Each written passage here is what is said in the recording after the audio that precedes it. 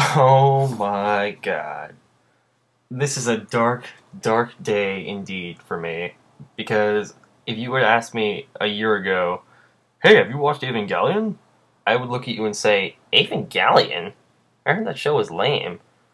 So, I'm I was tired of eating my own words, and I was tired of hearing, oh, Evangelion is great, Evangelion, Evangelion. So, as the metaphorical fish, I took the worm, as it were, and I checked out this series.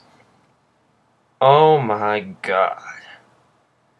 As my friend Camo234 told me, if I was to sum up this series in 2 words, they would be mind fuck. There's no other way I can explain it. It will psychologically make explode your brain. Now, this show is... okay, just right off the bat, I'm going to say that my previous statements about Evangelion are a little bit off. Because I've said in some of my older videos that, oh, Evangelion is bad, blah, blah.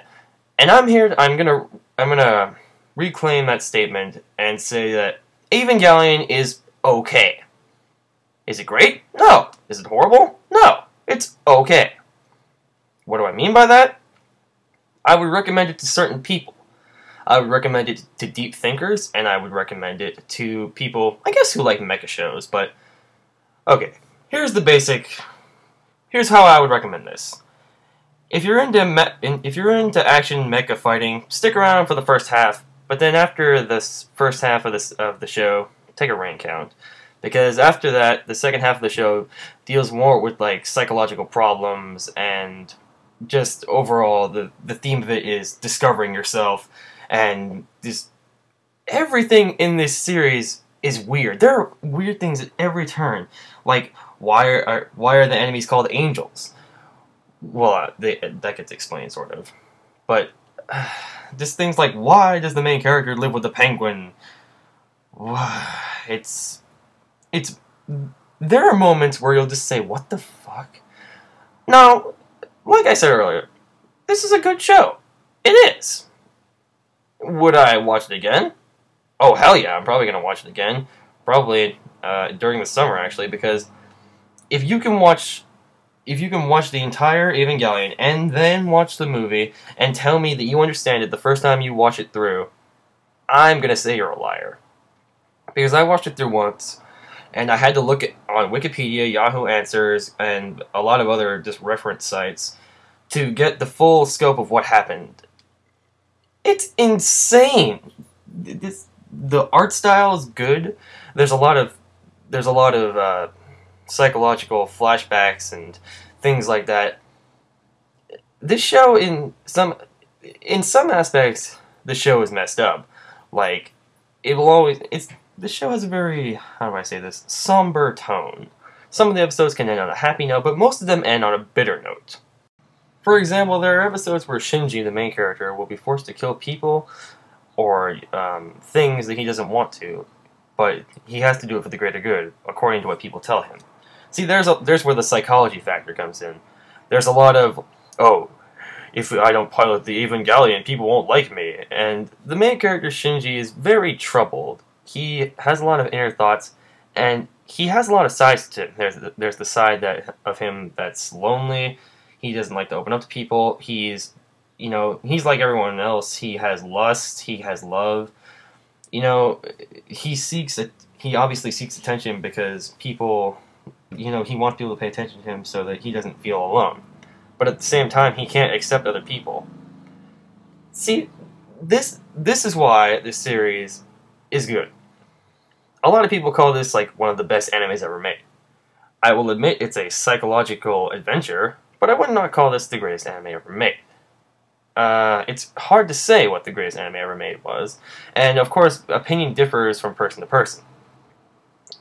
But the characters of Evangelion, I will admit, they did an excellent job developing every single character, from Shinji's father, the director, and Shinji's guardian, the alcoholic who is on and off with this guy named Kaji, and her antics. There's the researcher who has the dark past with her mother.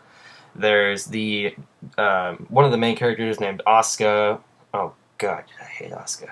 Anyway, she has a lot of psychological problems because she had a lot of issues with her mom, and Rei, the other protagonist, as it were, just has a lot of issues like, oh, who am I, blah blah blah, what should I do with my life? Evangelion is a show that will make you think. But besides that, there are a few episodes that I would recommend. By far, my favorite episode is the one where Shinji and Asuka have to team up to fight the one angel, where they have to strike it in two different positions at the same time. So how do they do this? They have a montage where they practice some sort of DDR thing, and then they synchronize to kill it. Now, speaking of DDR and music, sometimes Evangelion will have the most random-ass music at the most inappropriate of times. Like they'll be in a giant battle and people will be dying and they'll play Joys of the World in the background. Like da da da da da da da da. It's like, is that really appropriate? Maybe it's supposed to contradict the situation or whatever, or maybe it's supposed to have some sort of deeper meaning, but I never understood why they play like Joys of the World and all this happy music during the really brutal fighting scenes.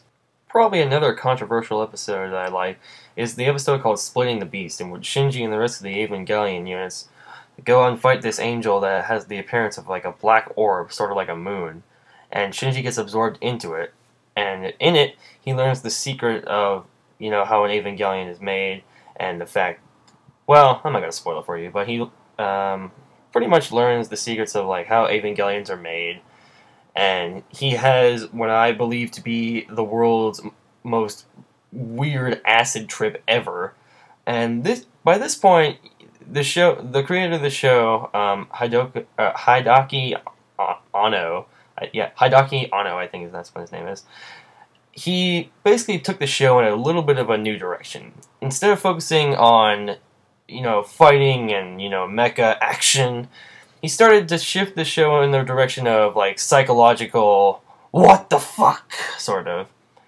And I had read at the time that when he was creating the show, he was recovering from some psychological and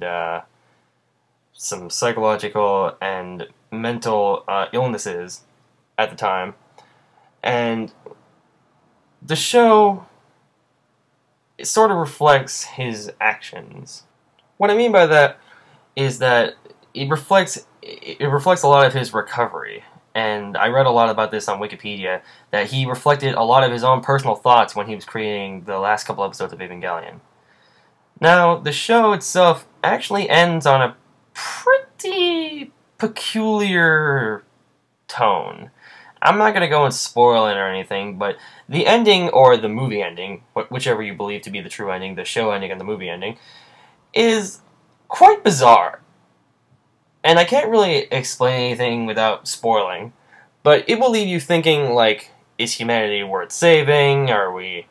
Should we have our own personal thoughts? There's just so many psychological issues that you think about when you watch this show. And to wrap this up, I would give Evangelion a watch if you're prepared to look at a show that's not only about mecha and fighting, but also has a lot of psychological aspects to it that will make you think. And I will admit, the show is very graphic. There are things in the show that are bloody and disgusting. Yeah, I put the emphasis on disgusting. But I would recommend it to people who are willing to think outside the box and willing to give something that's bizarre and a little bit older in style and animation a try.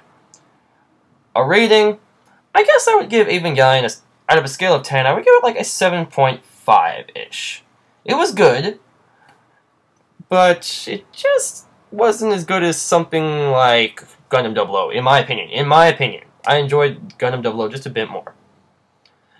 In terms of my countdown, my previous countdown, like my robot anime countdown, if I did that over, I would probably place Evangelion at number 5 instead of Megas XLR.